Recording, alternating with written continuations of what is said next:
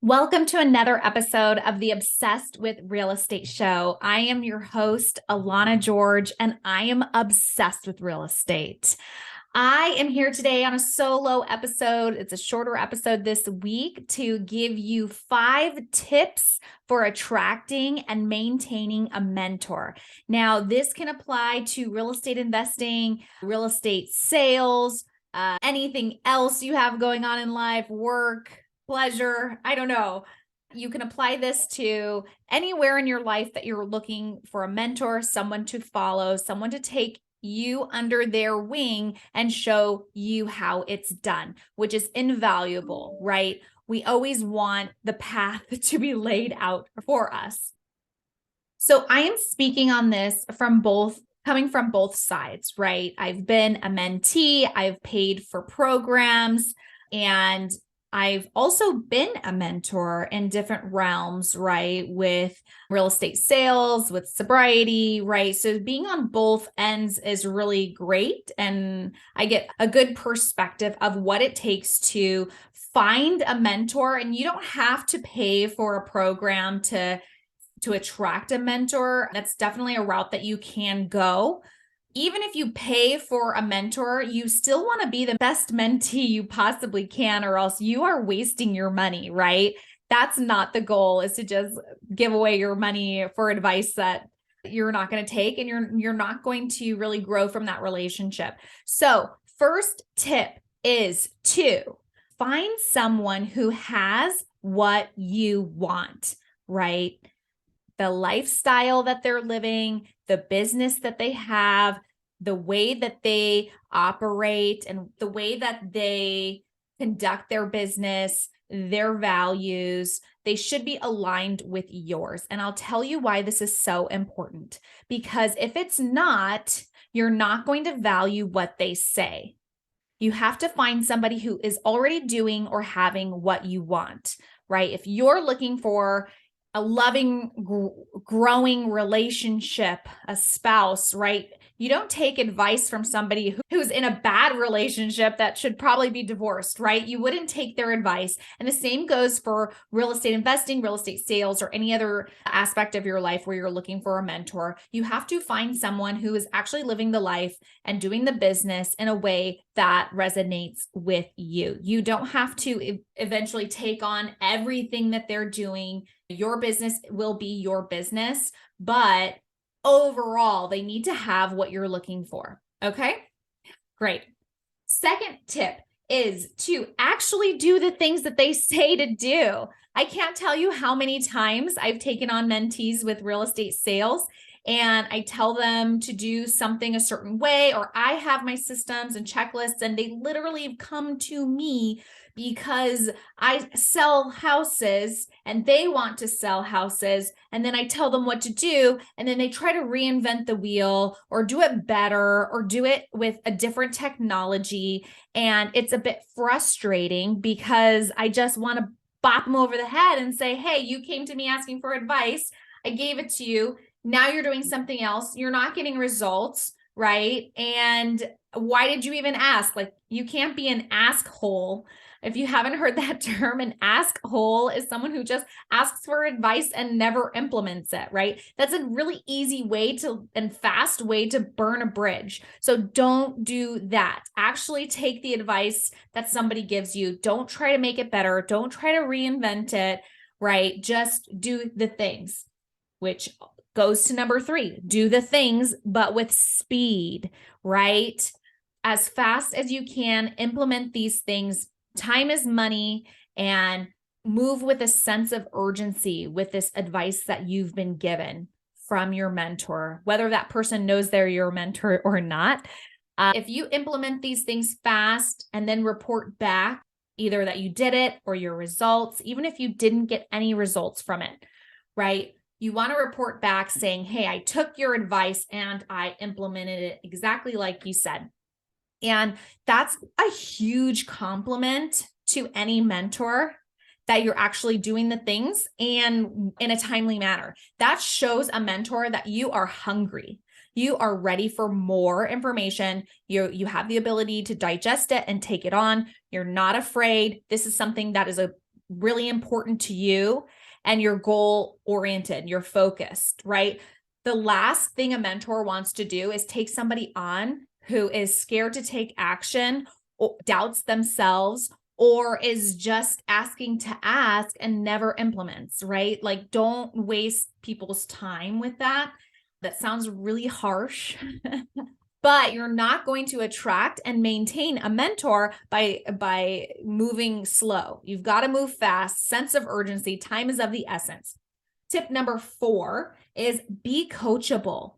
This sounds silly, but really you have to drop your ego, drop any sense of pride that you have, drop the stories. Oh, that works for you because that wouldn't work for me because of X, Y, and Z, right? Just let it go and have some faith that it worked for this person and it can work for me. And that is huge. When I was working on my first real estate sales team, I really had to swallow a lot of my pride and ego with the team leader because we didn't agree on things. But the fact was, she was selling so many houses and I was not. So it really didn't matter what I thought was right, or a better way, or right, anything, any rebuttal that I had, it didn't come from a place of experience. So that one was one that I actually had to get over, is getting over my own ego, right? And I'm not saying be in a toxic relationship with your mentor. There's definitely sacrifices to make while you're still learning, right? And when you're the mentee and you're apprenticing, just accept that you're not the person that has all of the answers, that you're there to learn and absorb and to observe. And you will learn so much faster if you get out of your own way, is the only way I can think about saying that. So tip number 5, I hope I'm not going through these too fast. I will do a recap. Tip number 5 is to add value. And I know we hear this all the time, right? Is to add value, add value. And it's kind of hard to do sometimes. I know for me, anybody that makes my life easier or improves my systems or takes something off my plate, I love that. Yes, please. Think outside the box. And if you can take the next step without me having to tell you, or you're helping me in a way, you're taking something off my plate, you're making an introduction to somebody that's going to add value to me, to my business, to the podcast, right? That is so nice. That is somebody that I want to keep around. That is somebody I want to share all my secrets to business with and take on as a mentee, right? Circling back to that, if you haven't noticed, my love language, my number one love language is acts of service. So I kind of want to touch on that because, like I said before, we always hear like add value, but we don't always know like how to add value in people's lives. And if you haven't read the book already, let's see, 5 Love Languages or the 5 Languages of Love, that is an amazing book. And pretty much everybody I talk to can relate to 1 or 2 of the love languages there. And mine is acts of service. So anybody in my life and my business that does nice acts for me / makes my life easier, takes things off my plate, that feels like love. So I know that we're talking about real estate investing and not love, but still it's feeling cared about, feeling cared for, feeling valued. Those are all kind of intertwined with attracting and maintaining a mentor, just like any other relationship in your life, right? You want to make sure that person knows that they are valuable to you, not just laughing at their jokes and giving them compliments, because that is a bonus number 6. Ask my team. Just tell me I'm pretty and laugh at my stupid jokes and I will help you with anything you need. Right, guys? I'm kidding, but I'm also not kidding.